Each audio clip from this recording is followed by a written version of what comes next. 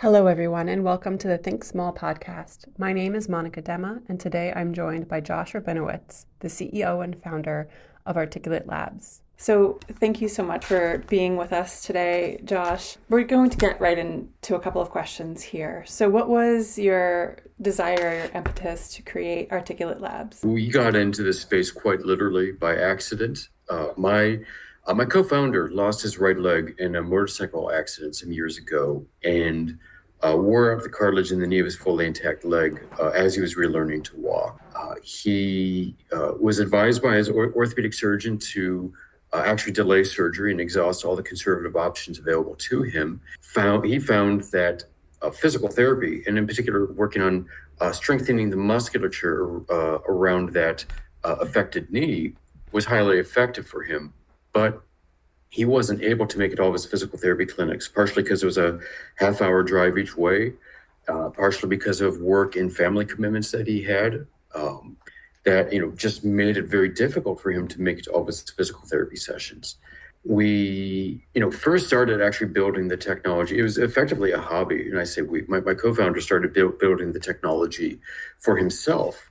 With his background in control systems, he looked at he's driving half an hour to go to physical therapy and use neuromuscular electrical stimulation, stimulating his muscles in time with movement, with leg lifts. And he's looking at this saying, I go through these movements every day. Basically, why is this technology not following me? Why do I have to come to it?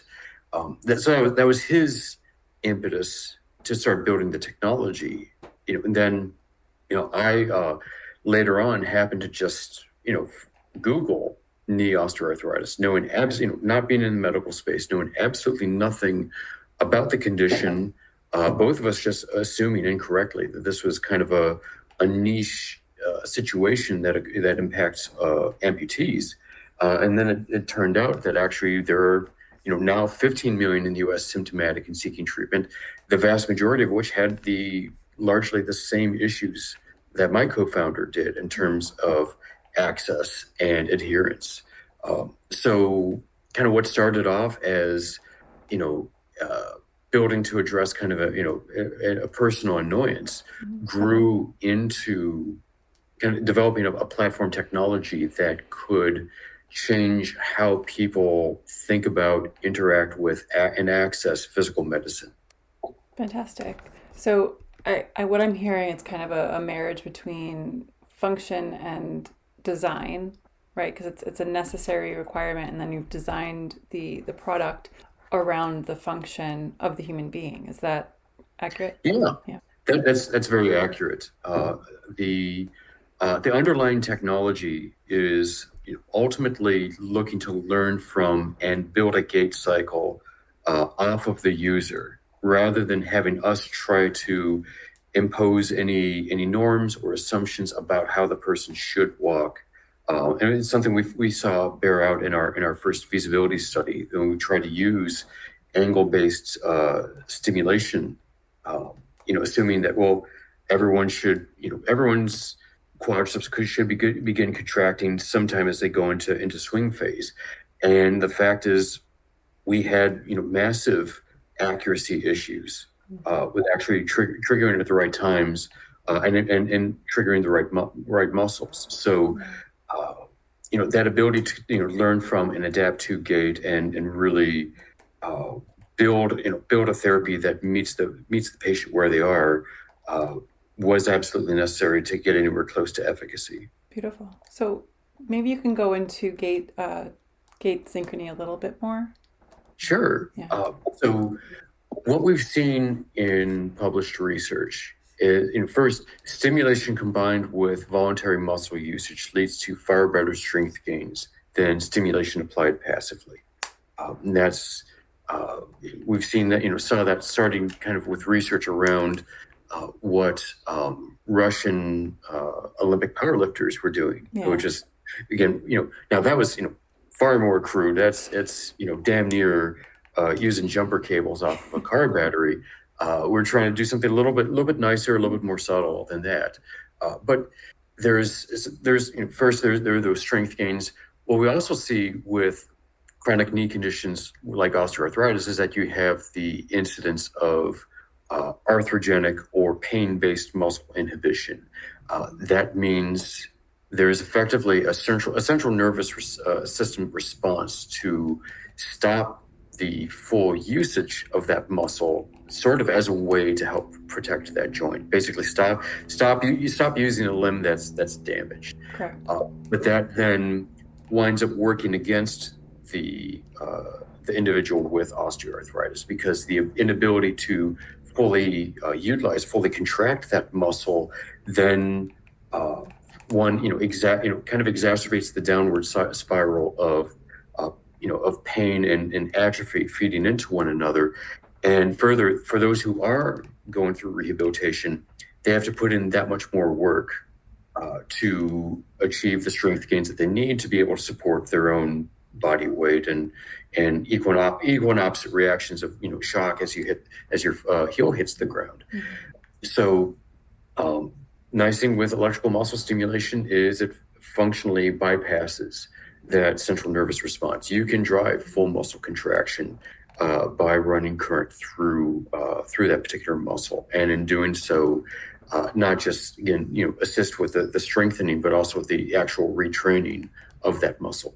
Fantastic. Thank you for answering that with such an in-depth response. So I know that the company had a bit of a start and then a restart. Can you discuss that a little bit to your comfort? Sure. So we, truthfully, this company was incorporated, research started a very long time ago. And in the first iteration of this company, we did attempt to commercialize and was ultimately unsuccessful, primarily because of lack of product market fit. At that point, that we started, there was really nothing in the way of what we kind of take for granted now in telemedicine.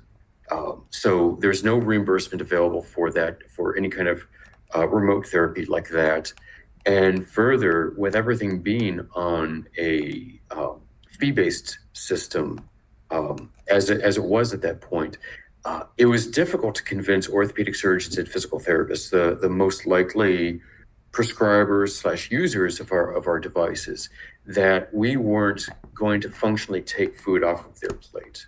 Right. By taking some basically our value proposition was the idea of taking some of that care outside of the clinic. And they're looking at it saying, no, you take that care outside of the clinic, you are cutting my bottom line. And there was just no way around it at that time. Fast forward to 2017, 2018, when we kind of took the company back off of ice. Now, telemedicine is more of an accepted concept. The idea of remotely collected data, if not being used for reimbursement at that point, but at the very least being used as a tool to kind of help assess patient adherence, patient progress, potentially odds of their satisfaction with their physical medicine experience that might lead to something like a negative net promoter score if they feel like they're not making progress. Right. Those elements changed. We also saw that with a newer generation of orthopedic surgeons, there was a greater interest in new technologies and conservative options prior to surgery. But then also, to be fully fair and transparent, a part of it was also that when we started, we didn't know what we didn't know. And when we restarted, one of the first things we did was start getting into health tech accelerator programs to, at the very least, help us get our heads around regulatory affairs, quality, reimbursement, managing clinical trials, understanding the distinction between customers and end users, and everyone in kind of in the value chain between us and the end user, and that not everybody in that space has the same priorities, and some of those priorities conflict with one another. So then it also that forced us to really start thinking about how do we make everybody happy, from the durable medical equipment supplier, the orthopedic surgeon, the physical therapist, the end user. How do we meet all of their needs, and how do we, then kind of build a value proposition to fit. Understood. Thank you for that. So, looking back, those many years ago at this point, what would you do differently with the knowledge you have now then? Oh, a massive number of things. I'd say, personally, I would say it took me a long time to be comfortable with the role of CEO.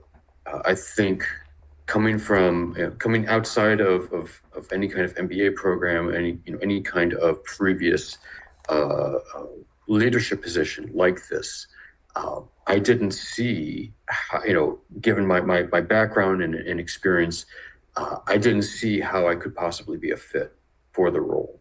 And it really wasn't until participation in our first accelerator, where I kept introducing myself as interim CEO, and having the leader of that group come back and say, we're all interim something, which was also say, like, this is your role, this is your responsibility, accept it. And once I could get my head around that, the idea that what matters is not the perception of this role, but the responsibilities. And then I could frame things in terms of how do I do this job to my best capacity for those around me, for those who have invested faith and money in us, versus this is what a CEO looks like and sounds like, and kind of the stereotypes that exist based on what you might get off watching TV. Reframing my mind around that helped me really start to hone in on doing the things that were highest priority, as opposed to doing the things that I felt comfortable doing. So that's one big one I would change. I'd say that the second big one is, really getting our head around health economics and reimbursement much, much, much earlier. It's not enough to have a superior product, or have even a product that is non-inferior but cheaper, if you can't make an argument as to how you're saving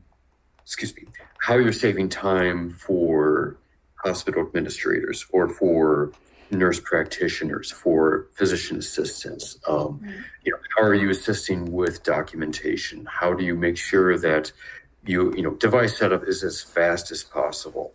Kind of thinking about our development process was 100% about what is the patient, what do we think the patients want and need.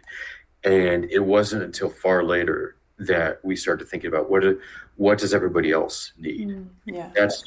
That started with having an understanding of that, having an understanding of the economic relationships between everyone, and how we have to price things, or order things in order to make it work for everybody. Right. It's interesting that we're at this time in civilization where we also have to consider the cost and the caregiver as opposed to the recipient of the care, right? That's a huge point. And that's one I don't think we've really wrapped our heads around yet. Not at least not, at least in how you're framing it. I kind of skipped right over doctors and administrators within hospitals, etc. I'm thinking about the individuals that have older parents, older loved ones, for whom they are the primary caregiver, because they're also customers of ours as well. And we haven't really considered, beyond, again, kind of the sale part of it, like what does that population need? What are the and then also, if we are able to restore mobility and functional independence for individuals with these chronic conditions, what are the unintended consequences of that we have to look at as well? Right. So yeah, there's all kinds of people involved in this, and again, this is just bluntly, we're talking about bum knees. It's critical for again for things like Yeah. mobility and functional independence, but also in the grand scheme of things, when you're dealing with populations that might be coping with heart disease, diabetes, cancer, respiratory issues, et cetera. Then it looks like a small deal. Right. Uh, Right. Because they need to move too. yeah. Comorbidities are huge, especially as you age. Hmm. So I know you explained that the end user was your muse as you created this product, but who is your ideal client? So we got a few answers there. Yeah. The ideal customer for us in the short term is actually going to be durable medical equipment suppliers, particularly those who are selling braces, supports, mobility aids into or around facilities like outpatient surgical centers and physical therapy clinics. From there, obviously looking to uh, work with orthopedic surgeons and physical therapists on, that it varies on a state by state basis, because in some places physical therapists are have direct access authority and can prescribe these devices. Other places it's going to have to be a physiatrist or the orthopedic surgeon. But either way, appealing to those who are seeking conservative options, interested in making use of data that we can collect off of our devices around movement, progress, compliance, and ultimately those who are looking to prioritize time efficiency for them, for themselves, and for their patients. And then for patients, our probably the initial target market in the civilian space will be individuals on their way to or recovering from knee surgery, such as knee replacements or ACL reconstruction. And there, the ideal patient is the one that wants to get moving faster, wants a device and wants a device like this, and is willing to work with us in this stage, as we are still making some refinements to the design, some to the applications that we have to access the device. Fantastic. And I remember hearing that you are working with the government and you have a conference coming up. So, what is your goal in getting a government contract? What would that look like to you, and how would that help Articulate Labs grow? So the current engagement we have with the government is predominantly through the military. We've raised about 1.4 million to date in awards through the Army and through the Air Force. The biggest of which is supporting a 50 subject post ACL reconstruction study at West Point. As it relates to contracts, I think a few things. Obviously, every company needs revenue. So being able to show that on the P&L, on the balance sheet, it'll be nice for us. It'll be great for the investors who've had our backs for a long time now. I think the other thing, as we seek to raise money, is a contract is a demand signal. It's one of the strongest things you can have is proof that on the other side of the private investment, that there's someone waiting to buy these devices. That there's not just a hope and a prayer that we build this and we get through FDA clearance and the customers will come, but like the customers are already there, lined up, waiting. So that's we're in the process of securing non-binding purchase orders with civilian focused DME distributors right now, but we're definitely looking to find more military opportunities as well, as that's where we've had the most traction to date. That's where we've seen the most interest, and where we think our product roadmap and the flexibility that we have with the platform technology that we've developed can align with changing priorities in entities like the Defense Health Agency, as they kind of continuously replan, reorient, not just with changing internal government priorities, but also as they look at different conflicts and wars that they might engage with in the future. Great. Thank you for that answer. So one of my last questions for you, Josh, is what's next for the company, for Articulate Labs? Well, the white whale for us right now is FDA clearance for the device. Right now that's been a lot of 2 steps forward, 1 step back for us over the last few years. The latest of which is, we got ourselves to a place where we can build up devices to fulfill outstanding obligations for clinical trials and demos.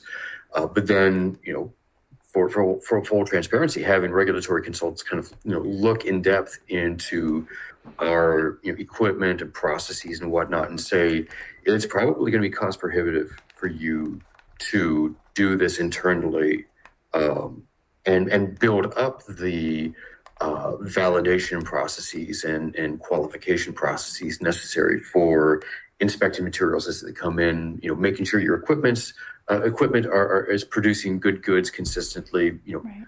inspecting what you produce. So right now we are in the process of engaging with another entity to be manufacturer of record and to look at transferring our design over to them as a way to kind of get the FDA clearance process back on the rails. But goal remains to be to file by the midpoint of this year and have the device ready for sale again on a private basis by the end of the year.